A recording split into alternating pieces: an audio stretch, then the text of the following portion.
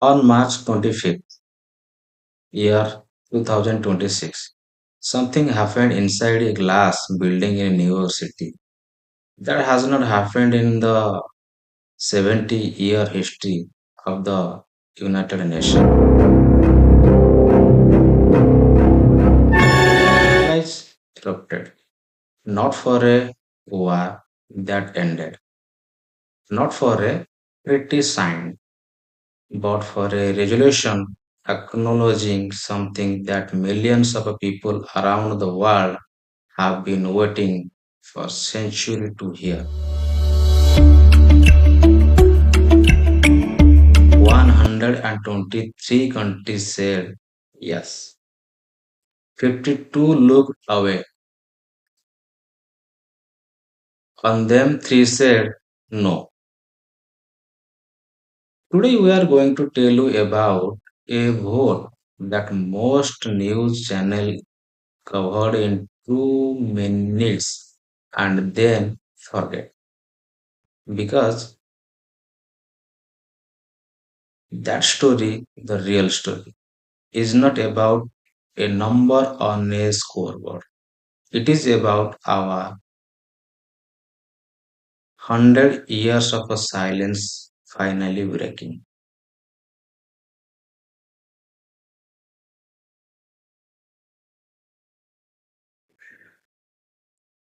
Before we talk about who voted what, we need to understand what exactly this resolution says. Because the word repartitions is being thrown around like a football, and half of the world does not even know what the UN actually asked for. The resolution, spearheaded by Ghana on behalf of the 50-year member African group, the largest regional bloc at the United Nations, does three things. First, it declares the transatlantic slave trade and the realized chattel enslavement of African to be the gravest crime against humanity in world history. Not just a crime, the gravest by reason of its scale, its duration, over 400 years, its systemic brutality and its consequences that still reshape lives today.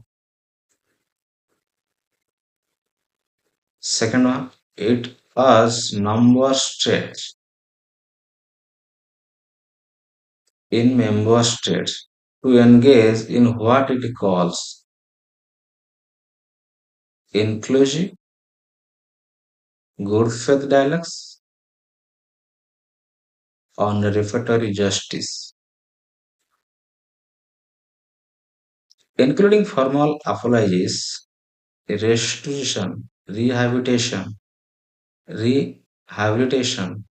and changes to laws and policy that still perpetuate racial inequality. Recall inequality. Third, and this is the part almost no one is talking about. It calls for returning stolen cultural artifacts, archives, and monuments to their countries of origin. Centuries of identity locked inside European museums. The resolution does not set a dollar figure. It does not legally compel any government to write a check, but it does something arguable more powerful. It forced every country in the world to take position and that position tell us everything.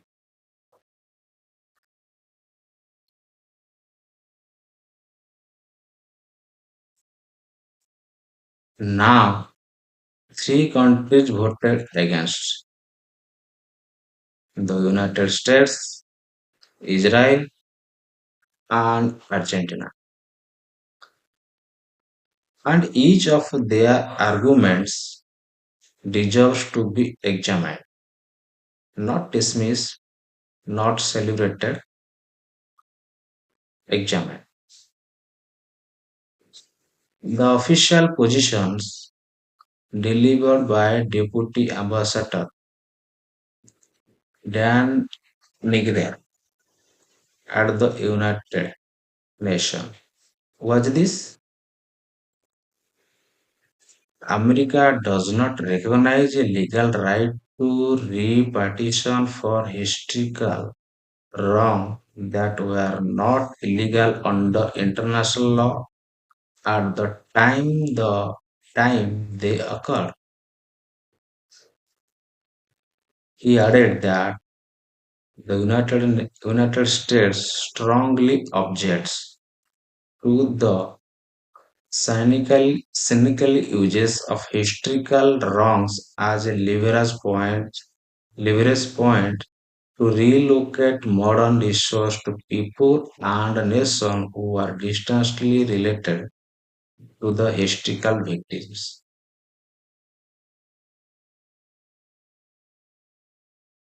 That is an extraordinary statement. Let's think about what it means. The argument is essentially slavery was legal when it was happening. Therefore, we owe nothing. But that logic, many of our history post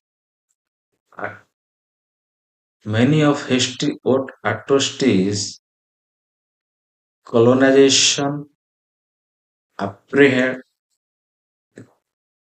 e- ethnic cleansing, ethnic cleansing would similarly escape the net of accountability simply because the perpetrators had written their own rules, and the timing matters. The vote happened under the administration that has, in the words of one New York Times report, accused the Smithsonian Smithsonian Institution of focusing too much on how hard slavery was and not enough on the brightness. These are not disconnected facts.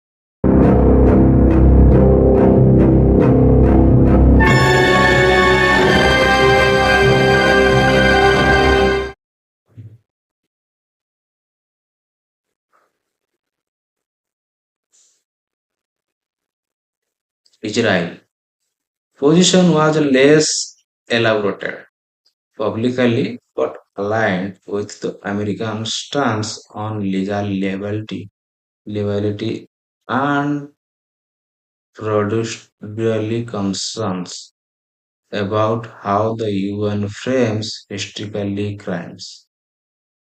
Argentina, under its current government, which has itself been reorienting away from several multilateral commitments, joined the bloc of refusal, though without issuing a detailed explanation that has been widely reported. What makes these three countries especially notable is what they are not. They are not countries that historically profited from the transatlantic slave trade in the way that Portugal, Britain, France, Spain, or the Netherlands did. And yet, those countries, the United Kingdom and every EU member state, did not voice no. They abstained, which is a very different kind of answer.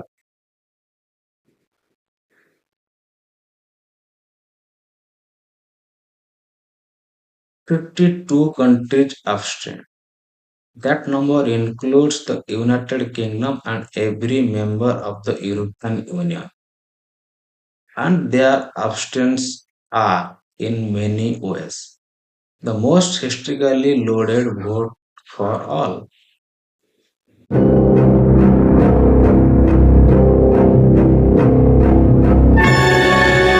The British ambassador James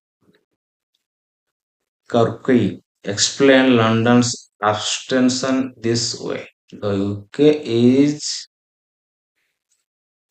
firmly of the view that we must not create a heresy of historical practices. Almost the same words as Washington. Almost, but not Q. Because the UK did not vote no. It held back. The destination matters. Portugal transported more enslaved Africans than any other European nation. Britain ran the largest slave trading empire in the 18th century. First, France profited enormously from Caribbean slave labor. Spain enslaved millions across Latin America. And yet, none of them could bring themselves to say yes, or even to say no our loud.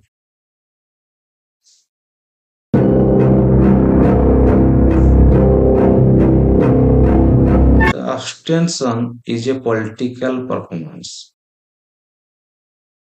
of neutrality that hides a decision. It says we acknowledge the past happened. We are not prepared to do anything about it. But the geopolitical world does not stand still.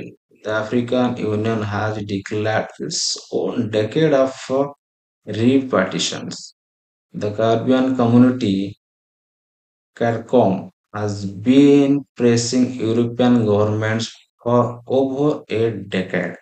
Small island nation Barbados, Barbados, Zambian, Grenada are not waiting for Western comfort.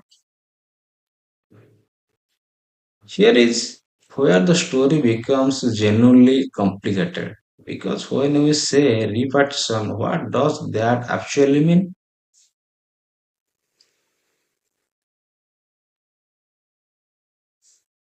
Some advocates argue for direct financial payments to descendants of enslaved Africans. Others argue that the primary beneficiaries should be African nations and Caribbean states. Development funds, debt cancellation, infrastructure. Some focus on the return of a cultural property, and others argue that the most lasting preparation is structural. Changing the global financial architecture so that formerly colonized nations have equal power in institutions like the IMF, the World Bank, and the UN's Security Council. UN's Secretary General Antonio Guterres made precisely this point. He called for respect for African countries, ownership of their own natural resource,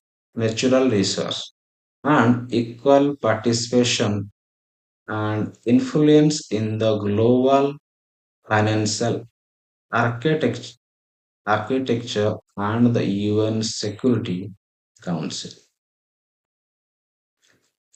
That is not a vague expression.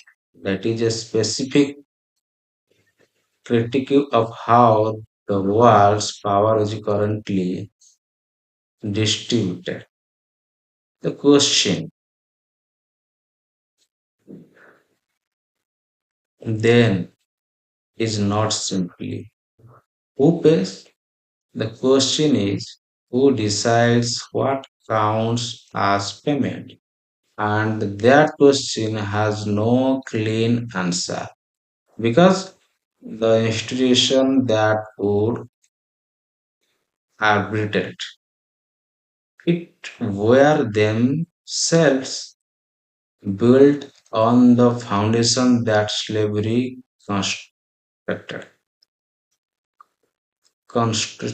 constructed.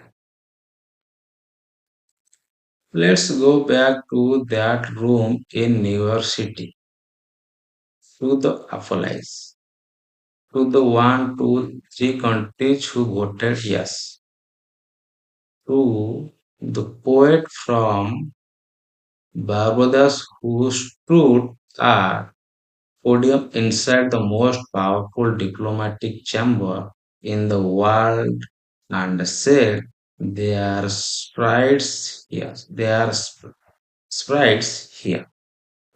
They are listening." The resolution is not law. It cannot be enforced. The countries that voted no will not be s- sanctioned. The starting powers will continue to hold their colonial era realized in temperature controlled museum rooms. And yet, something shifted.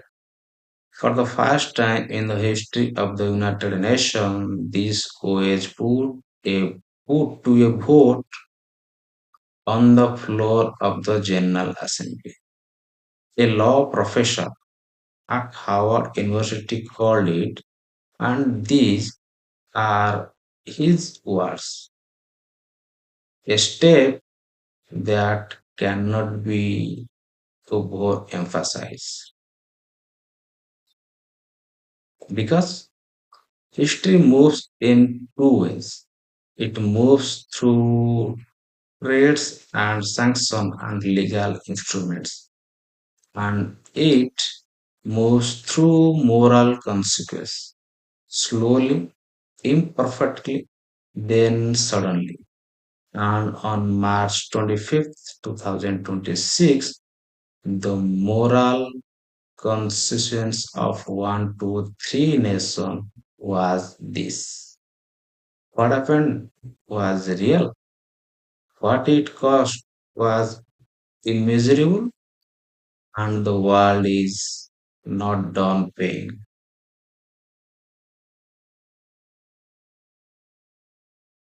If you want to understand the world, you have to know the stories it tried to bury. There has been a story. I think you don't know. Subscribe and tell someone.